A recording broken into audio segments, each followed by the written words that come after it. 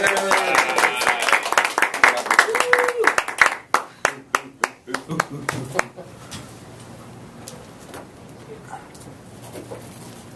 morning, Toastmasters, distinguished guests. Have you ever heard the phrase, she wears many hats? Well, I like to say I wear many shoes. Whether it's my sneakers in the morning, or my closed-toe pumps for work, or my flip-flops at night to unwind. It's usually a different shoe, a different me. When I wake up in the morning, I put on my sneakers, I go for a run, and all of a sudden, I'm in my zone. I run for about 4 or 5 miles. It usually takes me an hour or so. And at that time, I'm saying up my prayers, I'm clearing my head, and by the time I'm finished, I can accomplish anything. And as far as I can remember, the active lifestyle has always been a part of my life. When I was younger, I would try to be a part of everything.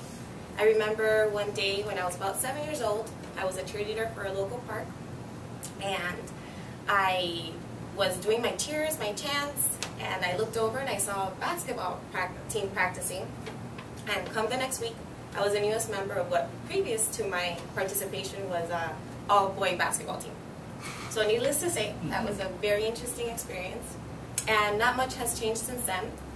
I am still involved in many activities. I do runs for charity, I do fitness challenges, I cycle, and I like to do it all. And running and the active lifestyle has really become a priority in my life. It is the way I release my anxieties, I clear my head. And while most people reach for a therapy or a psychologist or eat tubs of ice cream, I run. And best of all, it's free. So after I finish my runs, I'm ready to get off to my next role. And that's when I put on my closed-toe pumps. And this is my professional role. And these are not as comfortable as my running shoes, but neither is work life. And with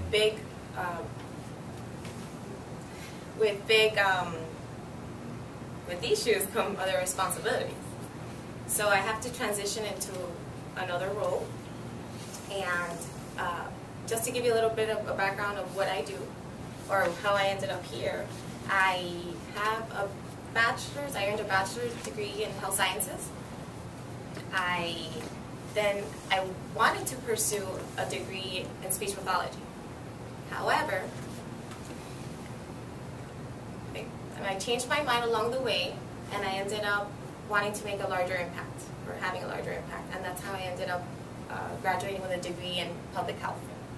And my initial interest in public health was that I wanted to help people. I wanted to educate people on preventive health, on how to make their lives better, how to know what exams to take, and use the resources that they have out there.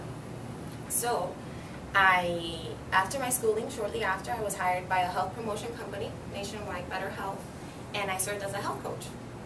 So I actually worked telephonically. So I had clients overseas, and I did this in Spanish. It was in South America. And I know what you're thinking. Usually, who's going to take advice from somebody over the phone, or especially health advice? But to my surprise, the sessions were very effective, and I made a bigger impact than I would have ever thought possible over the phone. In just short periods of time, I was able to see these people progress tremendously. And about 5 months after I was working there, they decided to close down the company. And it wasn't until then that I really got this feedback when I was terminating my sessions, that people were giving me this feedback of what an impact I had made, and how they really counted on my support. So through those telephone calls, I was actually able to make that big impact, and I was pretty surprised. However, that led me on a pretty exhausting job search.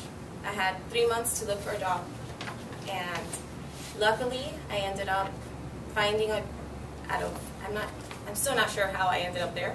I got a call. I never submitted my resume to them, and I just got a random call from the health director or the department director of the Miami-Dade County Health Department.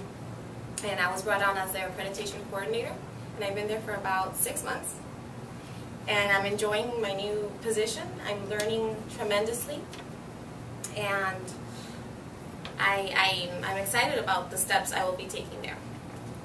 And lastly, after I finish my role at work, I like to put on my flip-flops. I like to unwind.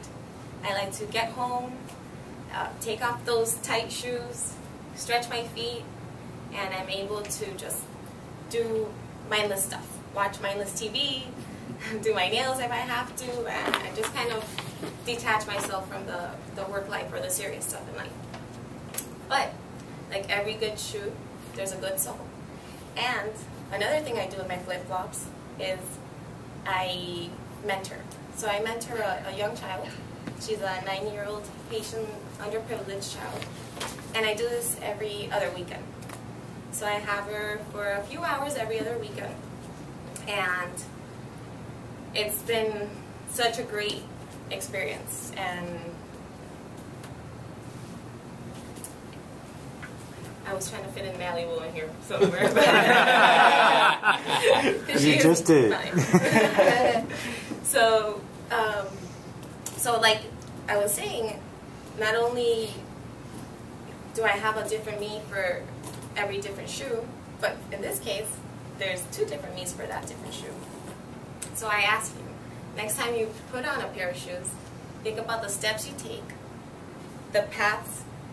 This is an important one. Think about what kind of person you are, the things you do, the path you take, and I'm pretty sure you too will be a different you in a different shoe.